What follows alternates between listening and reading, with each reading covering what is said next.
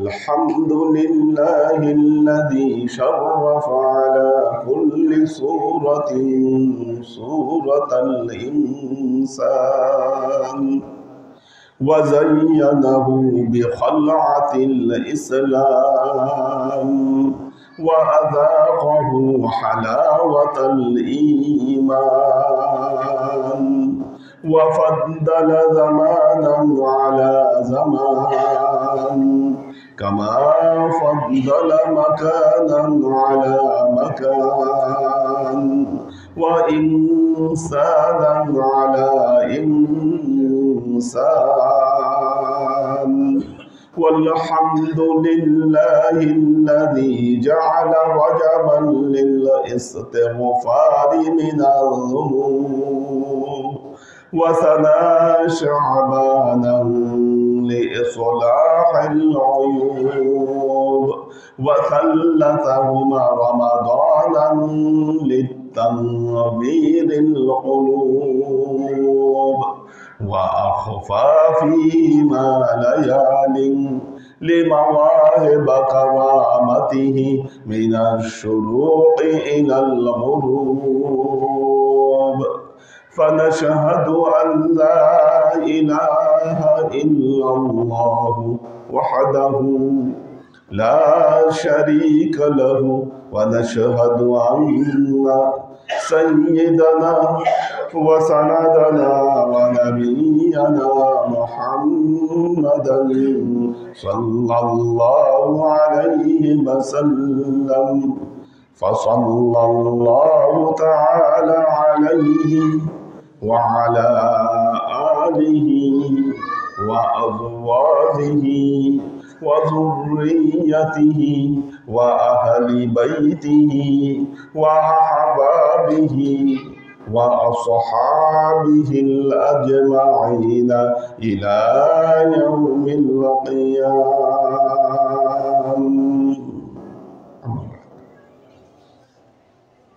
عباد الله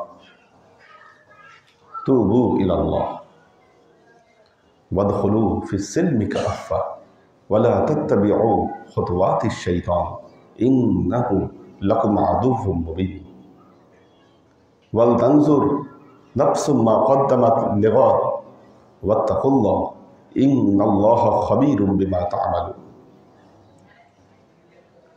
عباد الله واعلموا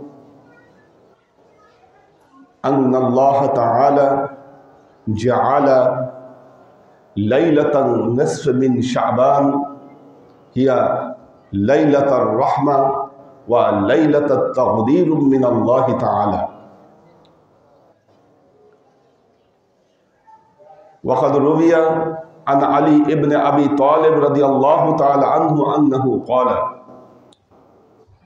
إذا كانت ليلة النصف من شعبان فقوموا ليلها وصوموا نهارها فإن الله لينزل إلى السماء الدنيا بغروب الشمس فيقول: ألا من مستغفر فأغفره، ألا من مسترزق فأرزقه، ألا من مبتلئ فأعافيه، على كذا وكذا حتى تطلع الفجر.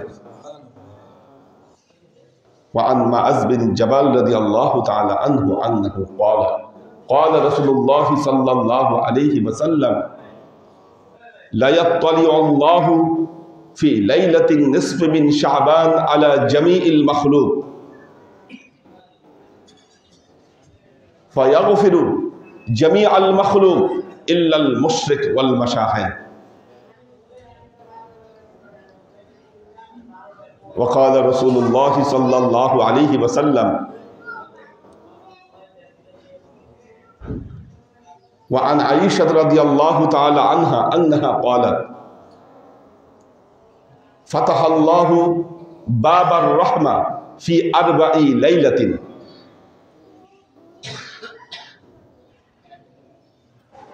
في ليلة الفطر والأضحى في ليلة العرفة وفي ليلة النصف من شعبان. وعن عائشة رضي الله تعالى عنها أنها قالت فقدت رسول الله صلى الله عليه وسلم في ليلة وهو بالبقع فقال أن تخافين أن يحيف الله ورسوله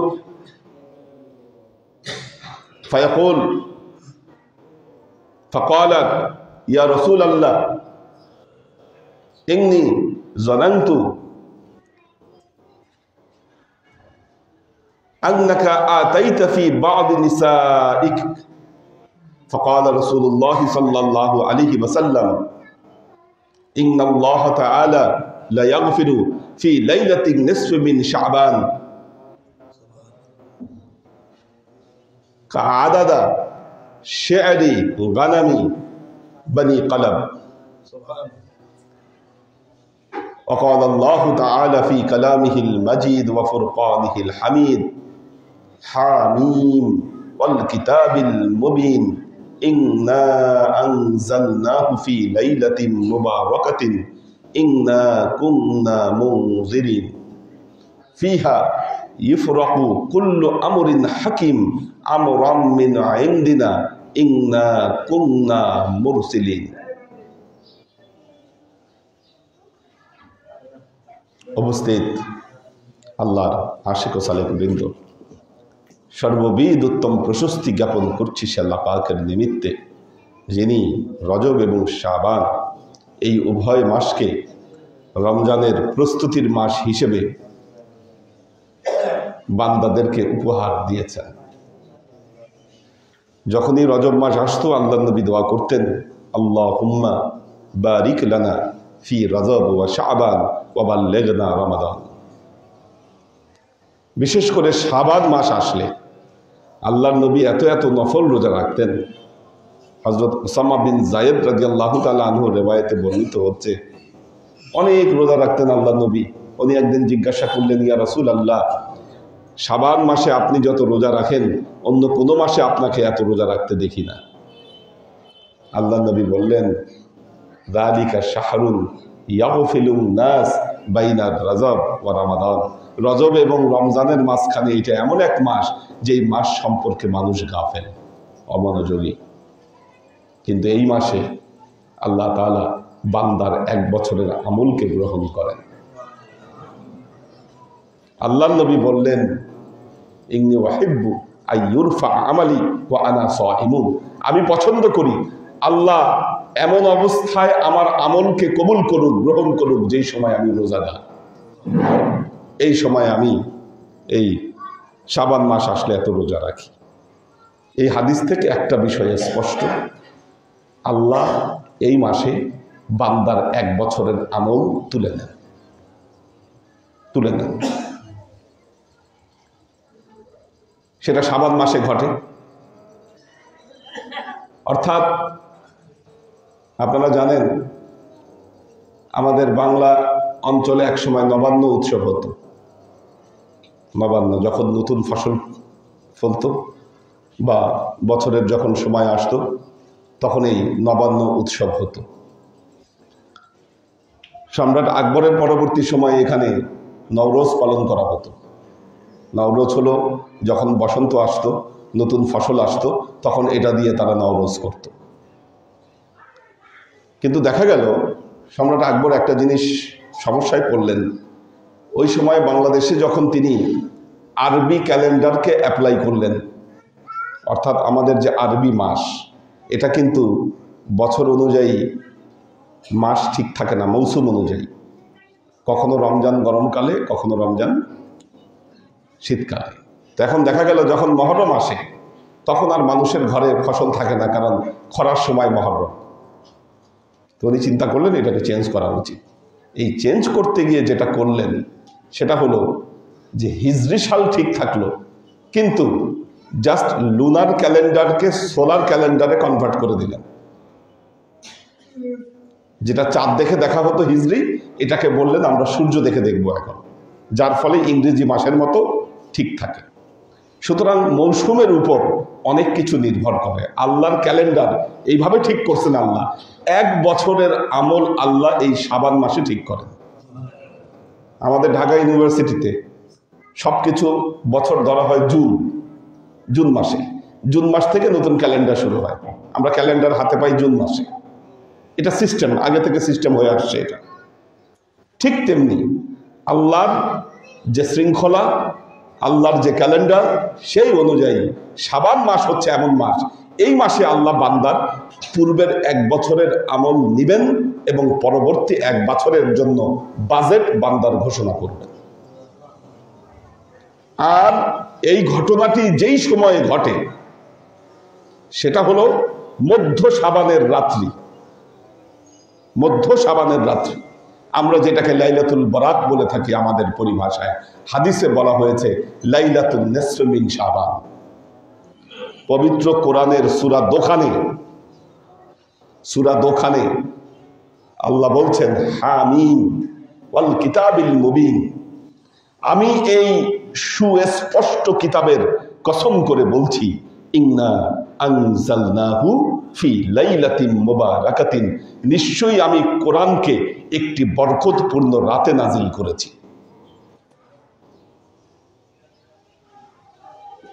এখন অনেক তাফসীরকারও কি বলেছেন যে এই যে আল্লাহ বললেন লাইলাতুল মুবারাকা, অনেকেই বলেছেন এটা লাইলাতুল কদর, যেহেতু আল্লাহ কদরের ব্যাপারে বলেছেন ইন্না আনজালনাহু ফি লাইলাতিল কদরি, নিশ্চয়ই আমি কোরআনকে কদরের রাতে নাজিল করেছি। এ দুটো যেহেতু মিলে যাচ্ছে সেহেতু এটাকে কদরের রাত অনেকেই বলেছে। আল্লাহর নবীর সাহাবী হযরত ইকরামা রাদিয়াল্লাহু তাআলা আনহু, উনি বলেছেন আল্লাহর নবী এই লাইলাতুল মুবারাকাতুন বলতে তিনি লাইলাতুন নিসফ মিন শাবানকে বুঝিয়েছেন, মধ্য শাবানের রাত্রিকে বুঝিয়েছেন। কারণ আমরা জানি কোরআন প্রথমে লাউহে মাহফুজ থেকে বাইতুল ইজ্জতে নাজিল হয়েছিল। ইয়া জ্বালাইতে হবে, এটা এখানে দেন, মশা আসতেছে। কোরআন ইয়া জ্বালান তো দেখেন কোরআন প্রথমে কি হয়েছে, কোরআন এক রাতেই তো অন্যান্য কিতাবের মতো আল্লাহ নবীর কাছে চলে আসে নাই। কি দীর্ঘ 23 বছরে নাজিল হয়েছে কোরআন, কি দীর্ঘ 23 বছরে কোরআন নাজিল হয়েছে। প্রথম নাজিলটা হয়েছে লাউহে মাহফুজ থেকে বাইতুল ইজ্জতে কোরআন সর্বপ্রথম নাজিল হয়েছে। এরপর দীর্ঘ 23 বছরে আস্তে আস্তে আল্লাহ নবীর উপরে প্রয়োজন অনুসারে এই কোরআন নাজিল হয়েছে। যার প্রথম নাজিল হয়েছিল হেরা পর্বতের গুহায়। ওই নাজিলের প্রথম নাজিল হয়েছিল হেরা পর্বতের গুহায়। লাউহে মাহফুজ থেকে যে বাইতুল ইজ্জতে কোরআন নাজিল হলো, এই নাজিলটা হয়েছিল লাইলাতুন নিসফ মিন শাবানের রাতে। আর সর্বপ্রথম ওহী নিয়ে জিবরাইলে আমিন আল্লাহর নবীর সাথে সাক্ষাৎ করলেন হেরা পর্বতের গুহায়। এই সাক্ষাৎ হয়েছিল মাহে রমজানুল মুবারকের শবে কদরের রাতে। ব্যাপারটা ক্লিয়ার? কাজী দুইটাই কোরআন নাজিলের মাস। আল্লামা জামাখশরী রহমতুল্লাহ আলাইহি তাফসীরে কাশফে উনি বলেছেন হযরত আব্দুল্লাহ ইবনে আব্বাস রাদিয়াল্লাহু তাআলা আনহু রিওয়ায়াত দিয়ে লাইলাতুল নিসফ মিন শাবান, মধ্য শাবানের রাত্রি এবং কদরের রাত্রি দুটোই ভাগ্য রজনী। কেন? কারণ শবে বরাতের রাতে আল্লাহ বান্দার 1 বছরের আমলকে গ্রহণ করেন, পরবর্তী আরেক বছরের জন্য বাজেট পেশ করেন।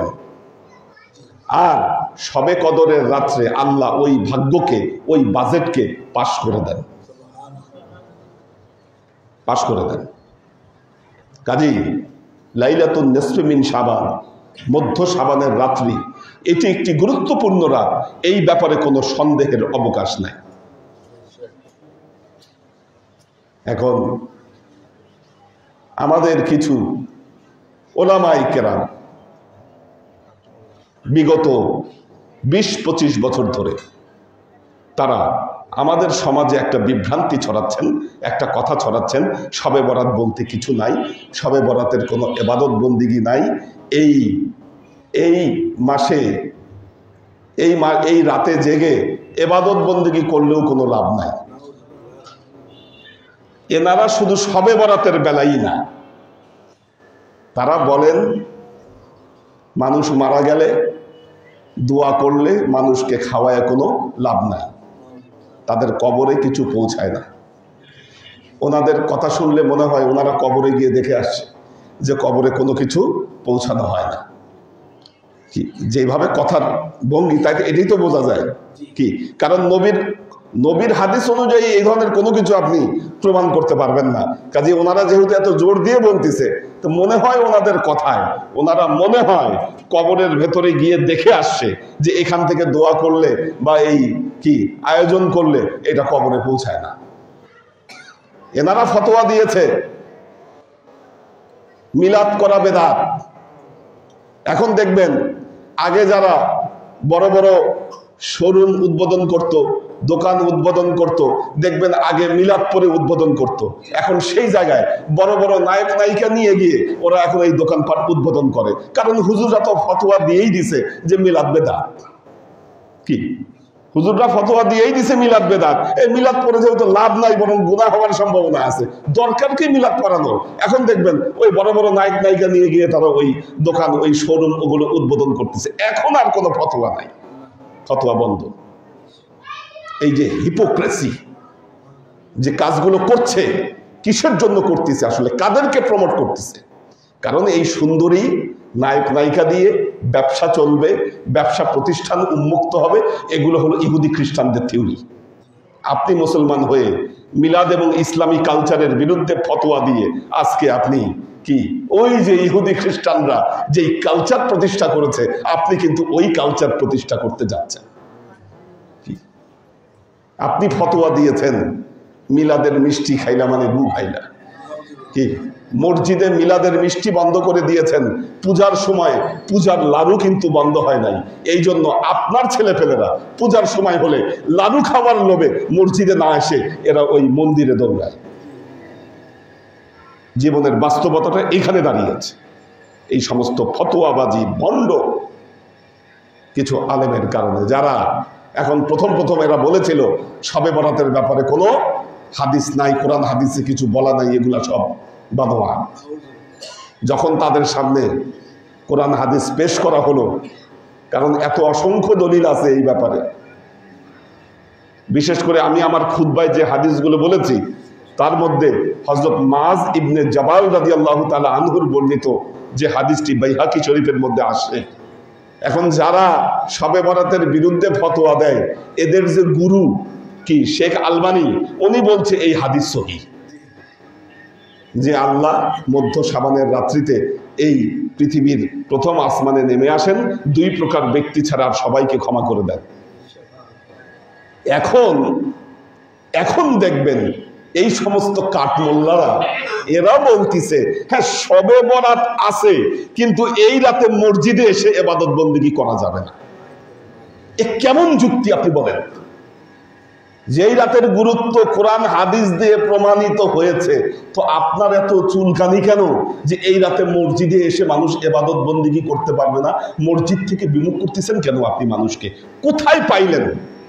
একটাবার দেখান তো আল্লাহর নবী নিষেধ করছে শবে বরাতের রাতে কেউ মসজিদে আসবে না।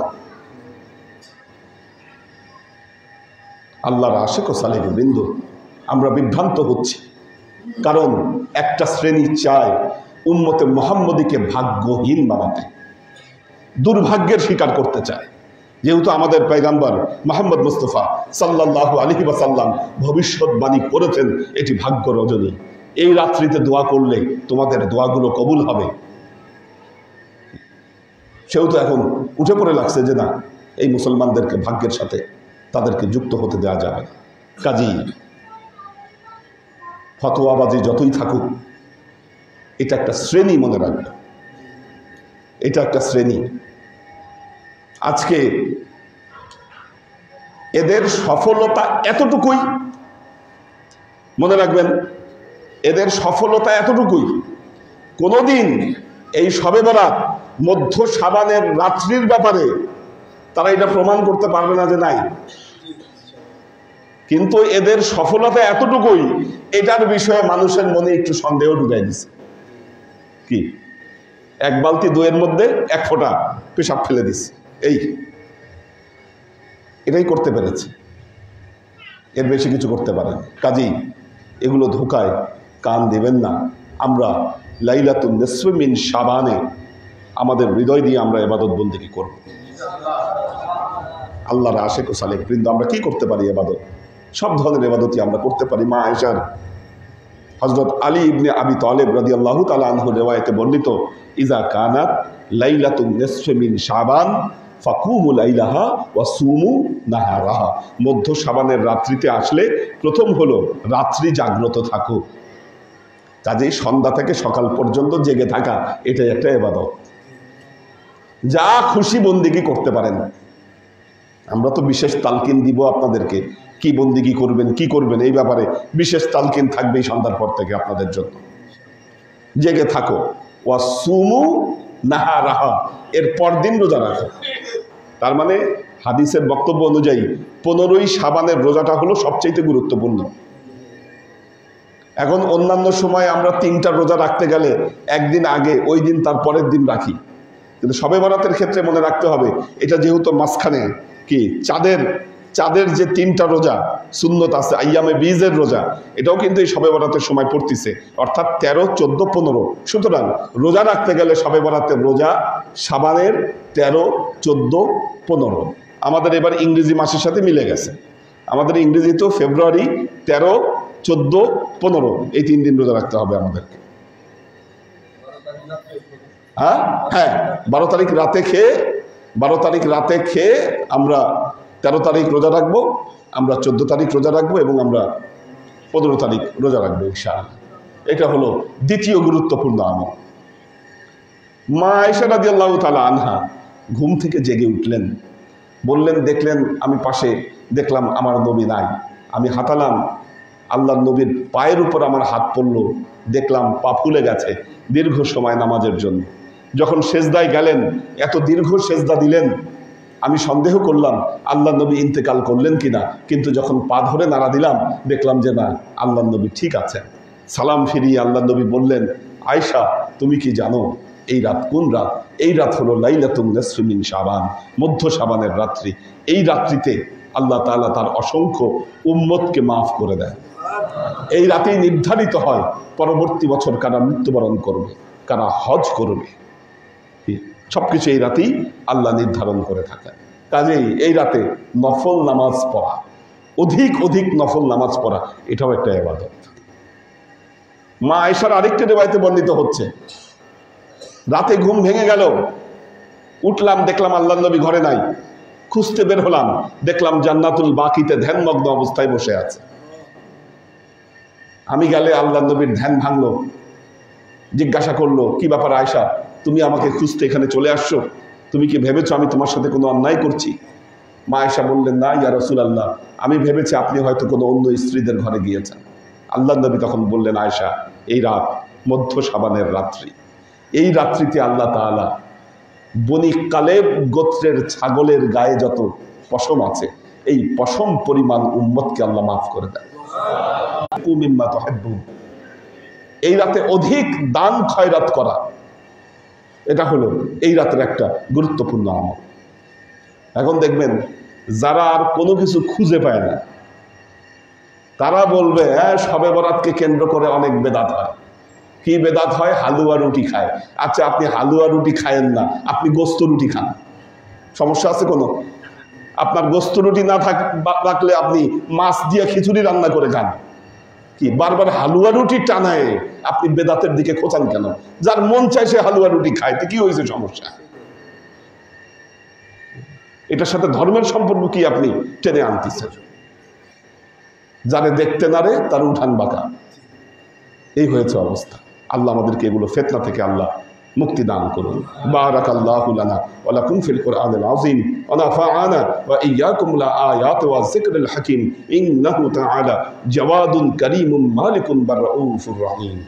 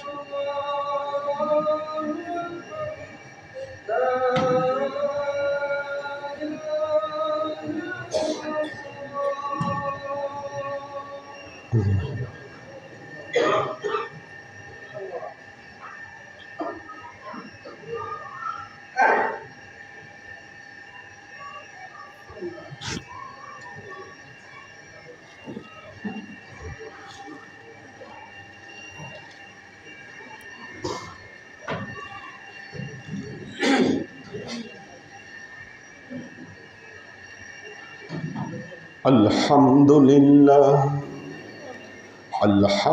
لله الذي جعل شرف الإنسان على كل صورة الإنسان وزينه بخلعة الإسلام وأذاقه حلاوة الإيمان وفضل زمانا على زمان كما فضل مكانا على مكان وإنسانا على إنسان والحمد لله الذي جعل رجبا للاستغفار من الذنوب وسنى شعبانا لإصلاح العيوب وثلثهما رمضانا للتنبيد القلوب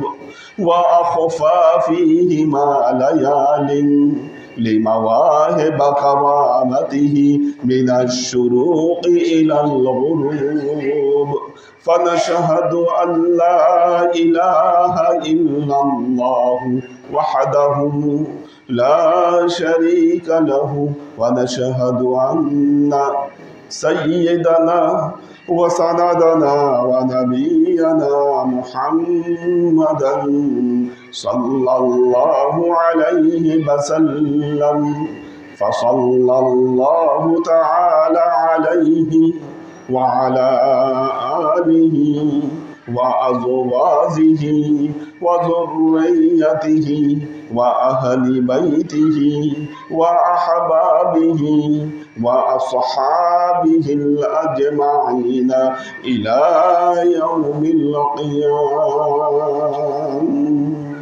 أما بعد، عباد الله، توبوا إلى الله وادخلوا في السلم كافة ولا تتبعوا خطوات الشيطان إنه لكم عدو مبين ولتنظر نفس ما قدمت لغد واتقوا الله إن الله خبير بما تعملون.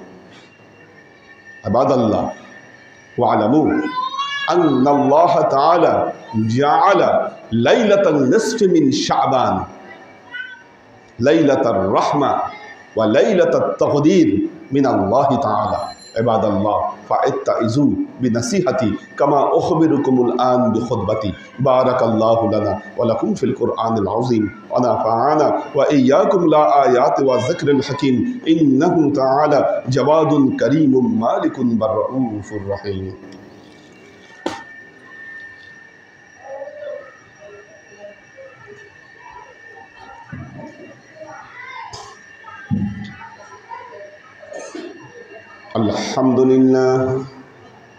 الحمد لله نحمده ونستعينه ونستغفره ونؤمن به ونتوكل عليه ونعوذ بالله من شرور أنفسنا ومن سيئات أعمالنا، من يهد الله فهو المهتدي ومن يضلل فلن تجد له وليا مرشدا. فنشهد أن لا إله إلا الله وحده لا شريك له، ونشهد أن سيدنا وسندنا ونبينا محمدا صلى الله عليه وسلم الذي أرسله الله بالحق بشيرا ونذيرا وداعيا إلى الله بإذنه وسراجا منيرا. وقال تعالى: إن الله وملائكته يصلون على النبي يا أيها الذين آمنوا صلوا عليه وسلموا تسليما. اللهم صل على محمد وعلى آل محمد كما صليت على إبراهيم وعلى آل إبراهيم إنك حميد مجيد. اللهم بارك على محمد وعلى آل محمد كما باركت على إبراهيم وعلى آل إبراهيم إنك حميد مجيد.